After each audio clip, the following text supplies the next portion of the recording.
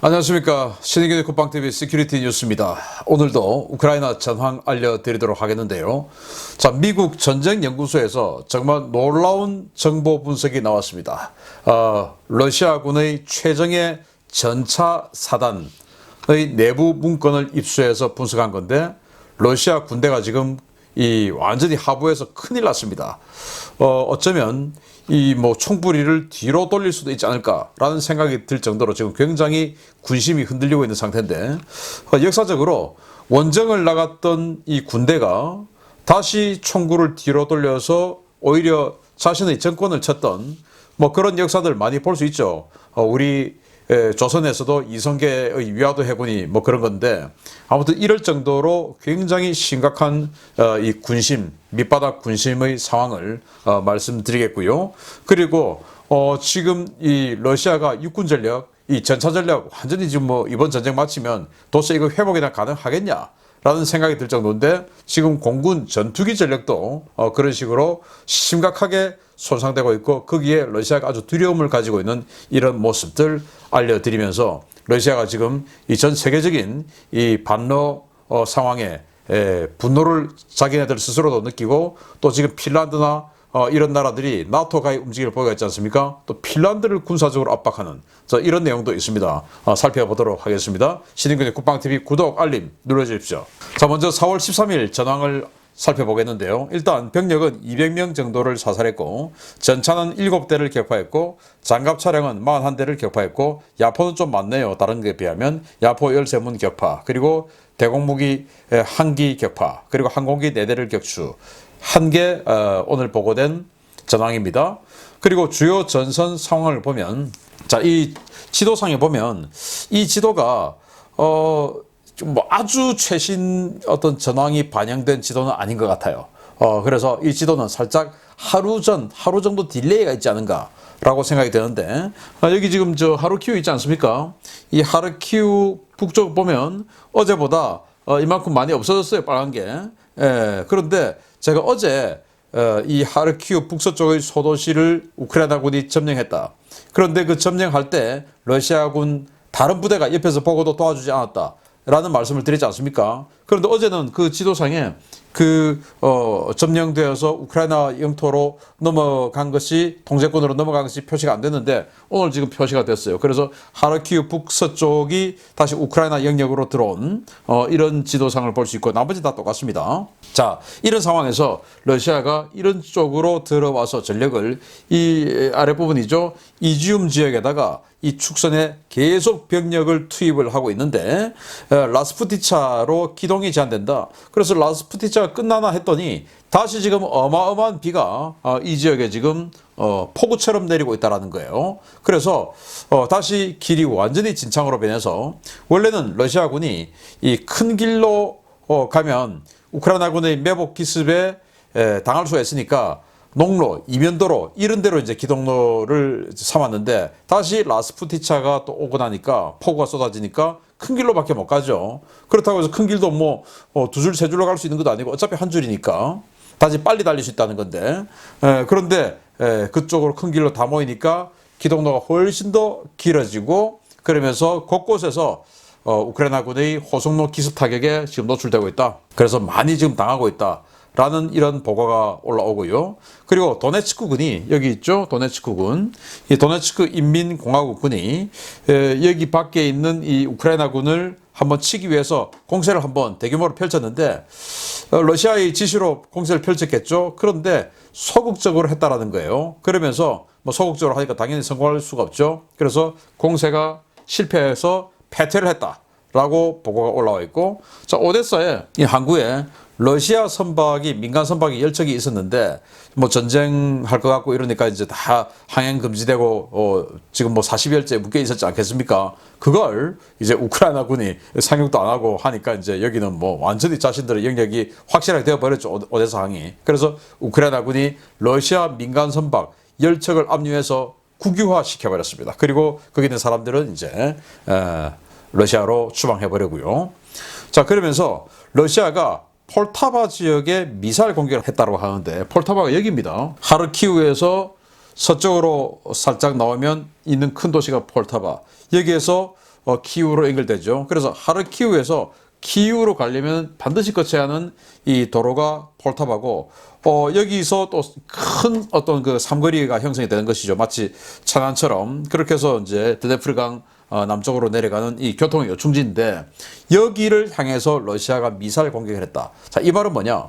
어제까지는 드니프로에 미사일 공격을 계속 했었죠. 그런데 오늘은 또 폴타바도 했다. 이 말은 이 키이우 전선에서 이제 재편을 한 우크라이나 군이 지금 이 폴타바로 해서 하르키우 쪽으로 증편되는 어떤 그 과정이 아니냐. 그러면서 키이우 쪽에서 내려온 병력들, 그리고 그 병력을 지원하는 뭐 탄약, 연료, 뭐 이런 여러 가지 지원 시설들이 이 폴타바에 꾸려지는 것은 아닌가라고 생각할 수 있고, 그렇게 해서 폴타바에서 들어온 병력들이 하르키우 쪽으로, 이지움 쪽으로 내려가고, 이게 드니프로 같은 경우는 여기 이제 그 오데사에서 올라오는 병력들, 그리고 이 서쪽에서 리비우 쪽에서 재편을 해서 예비군들이 창설이 되어서 오는 병력들, 이런 것들이 아마 이 드니프로 쪽으로 올 것 같고, 폴타바는 지금 키우 쪽에서 정리돼서 내려오는 병력들인 것 같은데, 아무튼 그런 드니프로와 폴타바 같은 뭔가 이 동부 돈바스 전선의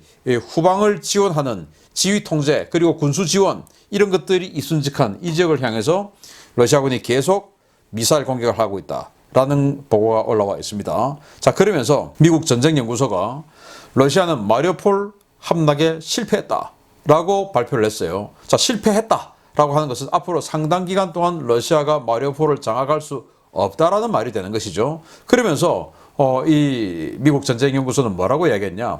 조그만 도시 하나가 프랑스보다 더 오래 버틴다라고 이야기했습니다. 야, 프랑스 사람들 참 부끄럽기도 하겠는데요.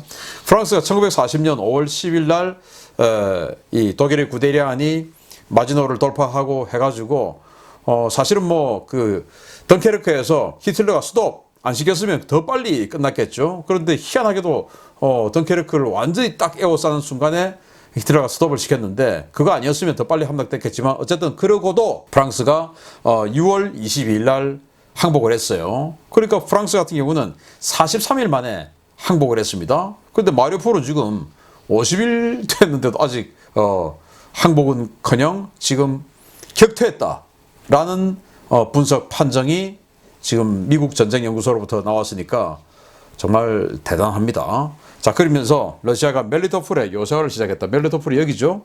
여기다가 이 시가지를 요새화하기 시작했다라는 말은 이 헤르손 이 지역이 이제 함락될 각오를 했다라는 것이 되겠고, 그래서 헤르손이 함락되면 이 헤르손을 친 병력들이 크림으로 내려가든지 아니면은 이 동쪽으로 와서 멜리토폴을 함락하고 그리고는 마리우폴을 구조하러 이렇게 가는 뭐 시나리오를 쉽게 상상할 수 있죠. 그 다음은 헤르손 다음은 멜리토폴이기 때문에 멜리토폴을 요새화하기 시작했다. 왜냐? 오데사에 지금 이제 상륙작전 없어 하고는 여기는 이 오데사 5개 수비 부대가 여단이 이제 자유됐지 않습니까? 그러니까 곧 헤르손에 대규모 공세가 펼쳐지겠죠. 그러면 그 다음은 멜리토폴, 그 다음은 마리우폴, 그리고는 뭐 돈바스 바로 들어가는 것이니까 여기다가 지금 요새화를 시작했다. 자, 이런 상황에서 러시아가 핀란드 접경에 CDCM, 즉 지대 함 미사일 발사대를 배치를 했다라는 소식이 들려왔는데 정말 놀라운 이야기입니다. 자, 이 사진에 보시면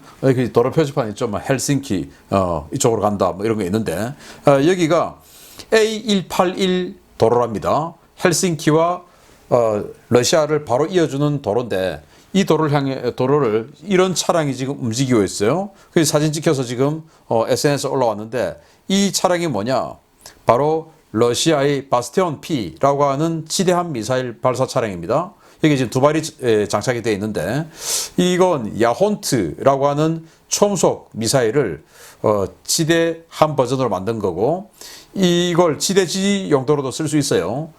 마치 브라모스 같은 것처럼. 그래서 지대함, 움직이는 타겟인 지대함 버전으로 쓰면 350km를 쏠 수 있고, 지대지 버전으로 사격을 하면 450km를 쓸 수 있는 이 미사일을 헬싱키 쪽에, 국경 쪽에 배치를 했다. 그럼 어디냐? 이 차량이 발견된 곳이 바로 여기입니다. 여기. 그런데 여기에서 헬싱키까지 194km. 그런데 저 미사일은 지대지 용도로 썼을 때는 450km를 날아가요. 그래서 이 핀란드 남쪽 중요 지역 전체를 타격권에 드는 미사일을 여기다 갖다 놨는데 왜냐? 지금 핀란드가 지금 뭐 나토 가입한다고 하니까 여기에 대한 이 압박, 협박 이런 차원에서 한 것 같은데 이럴수록 더 나토 가입하겠죠. 아마 이번 전쟁으로 러시아는 잃는 것이 너무나 많겠다. 국제적으로도 외교적으로도 경제적으로도 군사적으로도 너무나 잃는 것이 많겠다는 생각이 드네요. 자, 그러면서 전황 들어가겠습니다. 아무래도 러시아가 이번 전쟁에 자국 재래식 군사력 전체를 갈아넣을 생각인 것 같습니다. 동부전선 격돌을 준비하는 러시아가 우크라이나 동부 국경 인근에 대규모 전투기 전력을 전진 배치했다는 소식입니다. 러시아가 우크라이나 동부 국경에서 약 330km 떨어진 리페츠크주 소재의 리페츠크 제2비행장에 대규모 항공 전력을 전진 배치한 것이 위성을 통해 확인되었다고 복수의 오신트 소식통들이 현지 시각 4월 13일 리포트했습니다. 현지 시각으로 4월 11일 촬영된 리페츠크 제2비행장 위성 사진에는 수호이 27 전투기 6대와 수호이 30 또는 수호이 34 전폭기 14대, 수호이 24 공격기 10대, 일류신 76 수송기 4대와 각종 지원기 등 40여 대의 항공기가 식별되고 있습니다. 이들은 최근 하르키우와 도네츠크, 루안스크 지역에 집중적으로 이루어지고 있는 공습의 주역으로 대부분 서부 군강구와 동부 군강구에서 이동 배치된 전력이라고 오신트 소식통들은 전하고 있습니다. 러시아가 국경에서 330km 떨어진 리페츠크에 항공기를 배치한 이유는 최근 우크라이나의 토치카유 전술 탄도미사일에 의한 접경지역 전략시설 피해가 급증하고 있기 때문인 것으로 풀이되는데요. 러시아는 전투기 폭장량과 항속거리를 일부 희생하더라도 우크라이나의 타격 범위 밖에 있는 리페츠크에 전투기를 배치해서 동부 전선에 집중하려는 의도를 가진 것으로 보입니다. 문제는 이번 전쟁 기간 중에 러시아의 전투기 손실이 150대를 넘어가고 있는 상황에서 러시아의 영토는 넓고 가용한 전투기 숫자는 계속해서 줄어들고 있다는 것인데요. 이미 주요 군수 공장 가동이 중단되고 있는 상황에서 공군력까지 소진하면 앞으로 다가올 미국, 나토와의 경쟁에는 어찌 대비하려는 것인지 모르겠습니다. 이야, 참 러시아가 정말 이제는 뭐 전차전력 완전히 그냥 뭐 재기불능 상태로 갔는데 이 전투기 전력까지 뭐 이렇게 통계를 내놓고 보니까 앞으로는 뭐 강대국 소리면 어떻겠습니다. 러시아가 지금 가지고 있는 전투기 수호-25 공격기 포함해서 그 전투 공격기들 다 합하면 1122대예요. 그런데 이번 전쟁에서 지금까지 격추된 전투기가 한 150대가량 됩니다. 그러면 10분의 1이 훨씬 넘는 그런 이 전투기가 사라졌죠. 그런데 사라지지 않더라도 이 러시아제 이 전투기 엔진 뭐 워낙 이게 내구성이 떨어져 가지고 한 500시간 정도 비행하면은 그 엔진 버려야 돼요. 미국제 엔진 한 4000시간 뭐 이렇게 가동을 하는데 여기 러시아제 엔진은 한 500시간 작동하면 버려야 됩니다. 그 정도로 내구성 떨어지는 러시아제 엔진인데 이거 뭐 좀 계속 비행했으니까 격추 안 돼도 못 쓰는 엔진들 천지로 나올 것이고 엔진만 못 쓰겠습니까? 다른 부품들 못 쓰겠죠. 그런데 지금 전쟁이 끝입니까? 아니죠. 이런 상황에서 러시아가 지금 이 우크라이나 인근의 뭐 좀 아주 근접한 지역도 아니고 조금 떨어진 330km 떨어져 있는 지역에다가 지금 뭐 여기저기서 전투기 끌고 와가지고 여러 종류의 전투기를 갖다 놓았다라는 게 위성에 찍혔는데 보시다시피 3월 27일 날 찍힌 사진 보면 이 기지인데요. 하나도 없습니다. 여기는 우리 대한민국의 사천 비행장처럼 훈련 비행장이에요.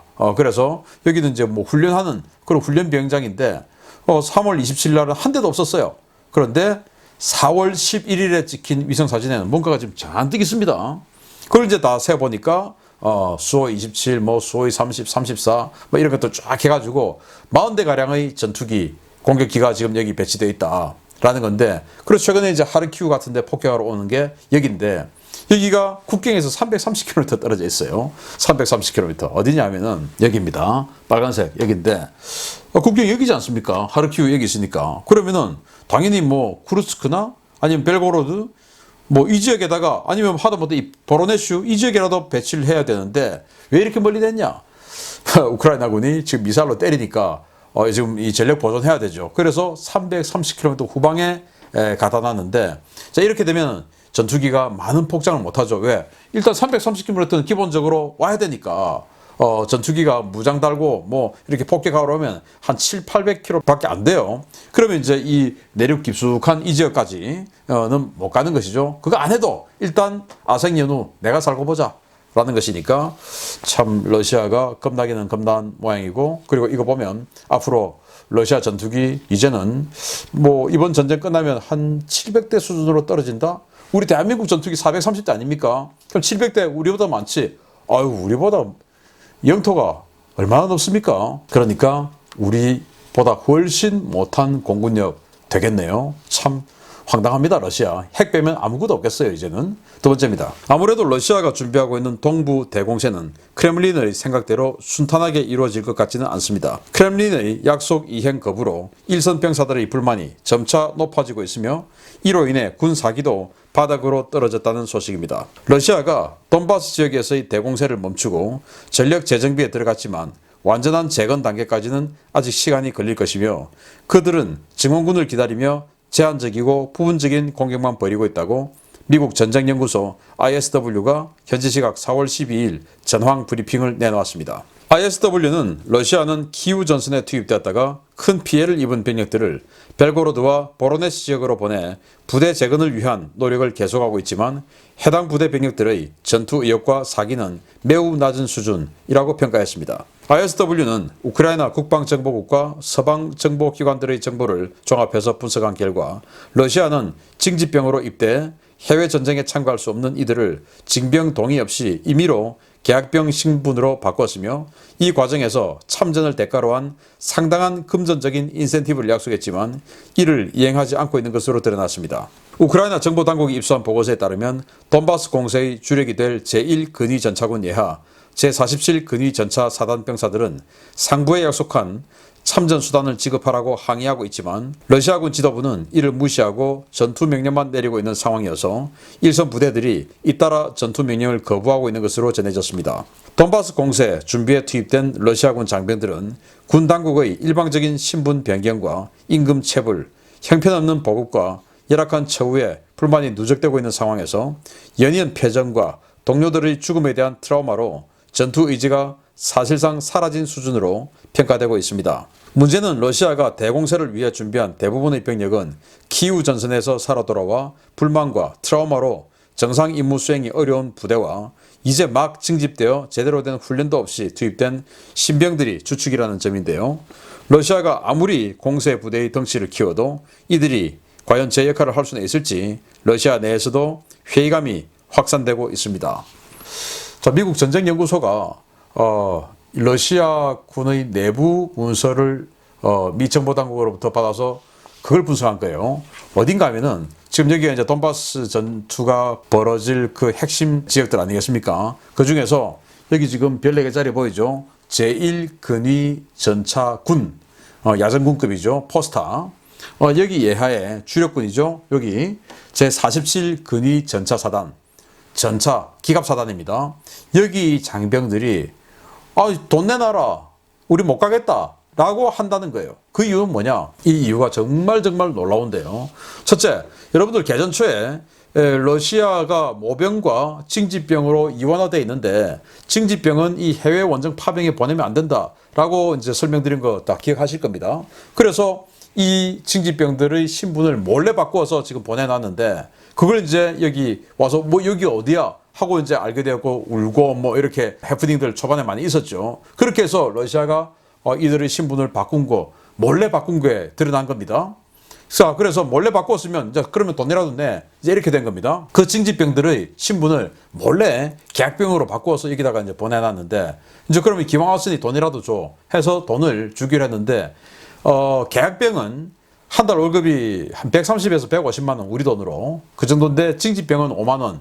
그런데 130에서 150만 원 주기로 하고 또 전쟁 수당까지 주기로 하고 이제 이 3월 초에 무마하고 이제 전투를 계속했는데, 자, 러시아는 월 초에 월급을 준답니다. 근데 3월 월급 받아봤는데도 그대로. 자, 이제 4월 월급. 그러면은 3월 월급은 2월 24일부터 전쟁 시작했으니까 그렇다 치고 4월 초에 받는 월급은 3월 한 달 내내 전쟁했으니까 전쟁 수당 그리고 이 모병 계약에 대한 그 월급 인상 이거 다 들어와 있어야 되지 않습니까? 그런데도 안 들어와 있고 그대로 5만 원 이것만 줬다 이겁니다. 그러니까 이 징집병들 출신들이 우리 못해 하고 있다라는 것이고, 자, 둘째, 이 전쟁에서 뭐 다치거나 참전하거나 이러면은 보훈 혜택을 받아야 되는데, 이 보훈 혜택을 갑자기 러시아 정부가 조건을 바꿔버렸다 이거예요. 뭐냐? 이 전쟁에 참전한 용사들은 참전 용사로서 보훈 혜택을 받아야 되는데, 그게 아니고 전쟁에 참전해서 다쳐서 그것도 군 병원에서 치료받은 사람만 보훈 혜택을 주겠다라고 규정을 바꿔버렸다는 거예요. 그러면은 안 다치면 보훈 혜택 못 받고 전쟁 와서 지금 월급도 못 받고 이렇게 시체말로 개고생하는데, 그리고 또 다쳐도 지금 뭐 이 군병원이 넘쳐가지고 민간 병원에서 치료받으면 또 이것도 안 되고, 그래서 완전히 지금 이 불만이 폭발을 해 있다. 도대체 우리 뭐 때문에 여기서 싸우고 있냐? 라는 것이고, 셋째, 지금 뭐 여기저기서 많이 죽어가고 있지 않습니까? 그럼 그 시신들을 빨리 고향으로 보내주고 뭐 국립묘지로 보내고 해가지고 장례 치르고 해야 되지 않습니까? 그런데 크렘린에서 야, 너무 많은 시신이 한꺼번에 들어오면 그거 민심 동요가 일어나잖아. 조금씩 가져와. 이래 된 겁니다. 자, 그러면 여기 지금 현장에는, 전선에는 시신이 흘러 넘치는데 이걸 빨리빨리 보내줘야 되는데, 그걸 모스크바에서는 조금씩만 가져와. 주민들 안 놀래게. 이렇게 돼가지고 한 구, 두 구 이렇게만 차에 실어서 보내니까 여기 지금 시신이 쌓이죠. 그거 어떻게 됩니까? 그 시신을 또 여기 현장에 있는 군인들은 보게 되죠. 그리고 그 시신이 어떻게 부패해가는 거 그걸 또 알게 되죠. 그러다 보니까 또 그거 시신을 관리하는 측에서 또 유기를 하게 되는 겁니다. 이걸 알게 되니까 지금 완전히 분노해가고 있다라는 것인데, 그러니 명령을 거부하는 이런 사례가 속출하고 있다. 이야, 이게 좀 장기화되고 폭발하면 결국은 총구가 모스크바 쪽으로 돌아갈 수 있지 않겠습니까? 이거 모스크바 온전하겠습니까? 정말 희한한 상황이 벌어지고 있습니다. 자, 이런 상황에서 과연 러시아가 전쟁을 계속해 나갈 수 있는지 정말 푸틴 대통령 심각하게 고민해야 되겠고, 곳곳에서 이런 상황에서 이 심리적인 스트레스로 인해서 벌어지고 있는 이 전쟁 범죄들, 성범죄들, 이런 것들의 책임 다 결국은 푸틴 대통령이 져야 되지 않나 생각하고 하루빨리 마음 고쳐먹기를 바랍니다. 여러분들께 계속 소식 취합해서 알려드리도록 하겠습니다. 마치겠습니다. 감사합니다.